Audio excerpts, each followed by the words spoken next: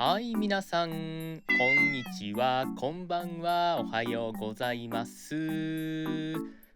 さて、毎週日曜または月曜日の早朝の晩酌の会、オーディオですね。これも第3回を迎えました。では、早速参りましょう。まず今回の一つ目のお料理はこちら。はい。ご飯茶碗の中にご飯があって、その上のお肉は多分ね、ポークだと思います。そしてキムチと、ちょっと、多分焼肉のタレをかけて、ごまかけて、そして味噌汁ですね。おそらくなんですけれども、すんごいお腹が空いてて、で、何かこう、牛丼チックなものが食べたいなって思ってたんだと思うんですよ。でも、まあ、牛丼買うのもなんかなっていうところで、近所のスーパーで豚肉があったから、まあ、それを買ってきて、適当にちゃちゃっと焼いて、ご飯の上にかけて、そして、キムチをちょっと飾り付けにつけて食べたという感じかなと思うんですね。で、まあ、ちょっとこのビジュアルといいますか、形には少し思い出がありまして、僕が昔々、専門学校の時かな、その時の友達に、まあ、久しぶりに会った時に、日本橋、大阪の日本橋、東京は日本橋ですよね。大阪の日本橋のとある、焼肉丼店、焼肉店じゃなくてね、焼肉丼店を、案内されて行ったんですね。で、そこの焼肉丼がすごく美味しかったんですよ。ビジュアルは、まあ、もちろんこんな感じではなくて、ちゃんとしたその大きめの丼にご飯を入れて、で、その上にシンプルなんですけどね、メニューが、まあ、カルビ丼、そしてハラミ丼、そしてロース丼、多分ね、3種類か4種類ぐらいしかなかったんですよ。食券タイプのお店で、他にあるとしたらオプションとして、お肉増量とか、ご飯増量とか、あとキムチ単品とか、そういうものがあって、シンプルなんだけれども、そのお店で網焼きでね焼いてくれてて、それをご飯の上に乗っけて丼として出してくれる。で、しかもそのリーズナブルなんですよ、値段がかなりね。ですから僕はご飯を大盛りにして、お肉は倍じゃなくて、お肉はそのままでご飯を倍にしてよく食べてました。残念ながら今そのお店っていうのは、おそらくなんですけれども、なくなってしまったっぽいんですよね。移転とかじゃないと思うんです。昔店舗さんがあったところっていうのは今もう完全に違うものになっていましたし、インターネットで探してもなかったと思うんですよね。もし移転してたらまた行きたいなとは思ってるんですけれども、まあそんな、ちょっと昔々のね思い出というかね、お腹減った時ってね、結構それがすぐ頭に出てくるんですよ。まあ、それぐらい美味しかったんですね。シンプルなんだけれども、お肉の味をこう、なんだろうな、ギュッと噛み締めて、そこにご飯をかっこんでっていう、もう欲望を満たせることができる、牛丼、ライスボールだったので、それがね、頭の中に今もずーっと残ってるんですよ。ほんでね、あのーお肉の部位っていろいろあるじゃないですか。まあ、なんだ、高級な焼肉屋さんに行ったら、いろんな部位、ロース、ハラミ、バラ、まあ、タンとか上ロースとか、なんか上がついたものもいっぱいあると思うんですけれども、当時の僕って、ほとんどその部位を知らなかったんですよ。というのは、僕の家庭が、まあ、昔からそんなにお肉に、まあ、こだわらない家庭だったので、しかも母親がお肉が嫌いっていうね、人だったので、あんまりお肉にこだわらなかったんですよ。だから部位といえば焼肉屋さんに行ってもロースかバラ、この2つぐらいを頼んで、ご飯で食べていたっていう家庭だったんですが、このお店で初めてハラミっていうのを知ったんですよ。牛の横隔膜の部分ですよね。で食べてみて、うわこれ柔らかくてすんごい美味しい、何これっていうので、そこから、いろんなお店でハラミを探してハラミを食べるようになりました。だから新しい自分の中で新しい牛の部位を教えてくれた店でもあるんですよね。そこからかな。他にもね、地元の知り合いからつらっていうのを教えてもらって、小さな焼肉屋さんで食べさせてもらったんですけれども、それも美味しかった。つらってどこなんだろう。つらっていうぐらいだから、顔ほほ肉とかなのかな。ちょっと調べてみたいな。なのでそのお店を、ちょっとオマージュしたじゃないんだけれども、イメージして、作ったものですね。キムチは多分、スーパーマーケットで買ったものを、添えただけだと思います。味噌汁は合わせ味噌に豆腐でちょっとだけネギを入れた感じかな。豆腐とわかめがベストかなと思ったんですけれども、わかめ入ってる？入ってないよね。多分豆腐だと思います。ほんで豆腐も2種類、2種類というか、近所のスーパーマーケットには3種類あるんですけどね。いわゆる木綿豆腐、絹豆腐、あとソフト木綿っていうのあるんですよ。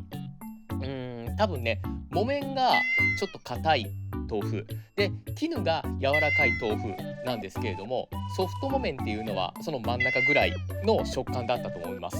僕柔らかい方が好きなので、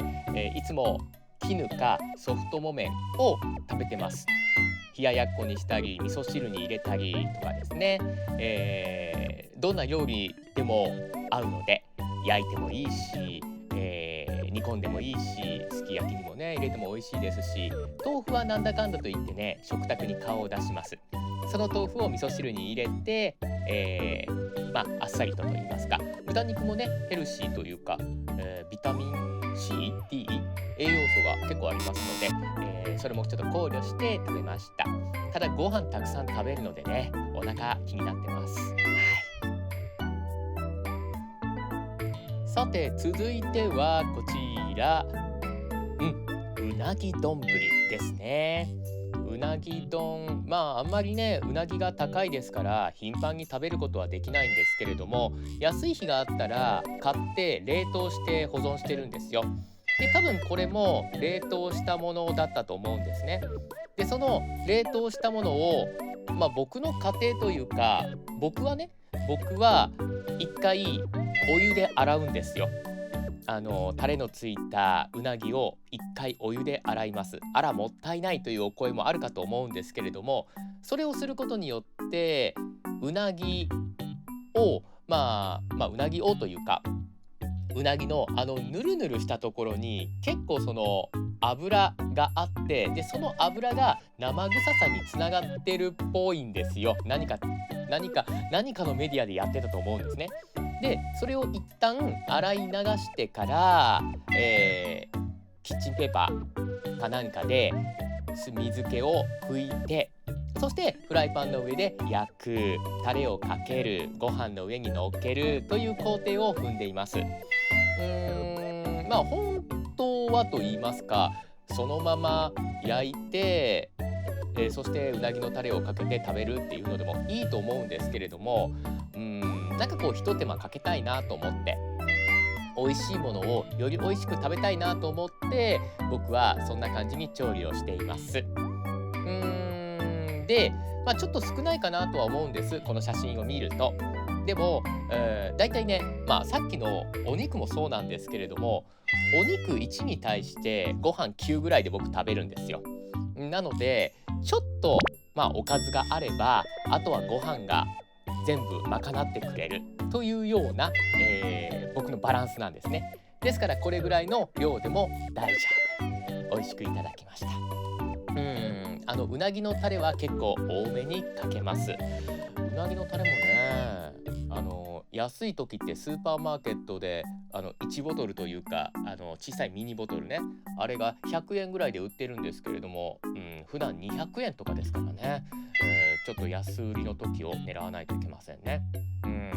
美味しくうなぎ食べていきました。1回目のね豚肉丼っていうかな、あれがね結構時間かかっちゃったのでね、ちょっと巻きでいきましたけれども、はい。さあそして次はこちら。これはさつまいもの天ぷらをスーパーマーケットで買ってきて、でそこの上に本当はねあんかけを作ってかけたかったんですよ。とろっとしたやつ。天津飯の上にかかってるやつのもっとこうあっさりバージョンといいますか、和風だしを効かせたものね、それを作りたかったんですけれども、なぜかねシャバシャバになっちゃったんですよね。そしてこんなビジュアルになりました。そのいわゆるその偽あんかけの中身はえのきと人参と、あとこれはしめじかな、そして厚揚げと入ってる感じ、ちょっとパラパラっと青ネギをかけてですね、あんかけが好きというわけではないんですけれども、結構このベースのタレ、ベースの出汁ですねっていうのは結構使ったりするんですね。お魚を煮込む時であったりとか、あと煮物、肉じゃがを作る時もそうなんですけれども、基本的にはお水、醤油、あとみりん、そこにお砂糖ちょっと入れて、お酒入れて、塩コショウを入れるかどうか、そしてそこにそうですね、ちょっとだけ隠し味じゃないんですけれども、焼肉のタレを入れたりとかごま油を入れたりとかっていう調理をするものなんですね。でおそらくこの時はあんま隠し味は入れずに、基本あっさり水、醤油、みりん、お酒ぐらいだったかな。あとちょっとお砂糖ですね。でとろみを出すために片栗粉を使うんですけれども、おそらくその片栗粉が少なかったんですね。なのでシャバシャバになりました。ですからせっかくさつまいもの天ぷらもサクサクっとしたね、ふわふわっとした感じを作ったのに、作ったというかただ温めただけなんですけどね、それが、ベロンベロンになっちゃいました。これはこれで美味しいんですけれども、なんかイメージとくっつかないなと思って、お料理をする時ってこんなイメージを作りたいなっていうものを持ってお料理するんですけれども、皆さんもそうだと思うんですけどね。今回はそのイメージが、具現化されない形になりましたね。結果的に美味しかったんですけれども、いまいちだなと、味ではないところでいまいちだなと思いました。厚揚げ結構好きなのでいろんなところに使います。この確かあんかけも厚揚げ確かね、でもね使う予定なかったんですよね。なかったんだけど冷蔵庫の中に使いかけがあったので、それで使ったんじゃないかなと思います。なんか使ったって多いけれども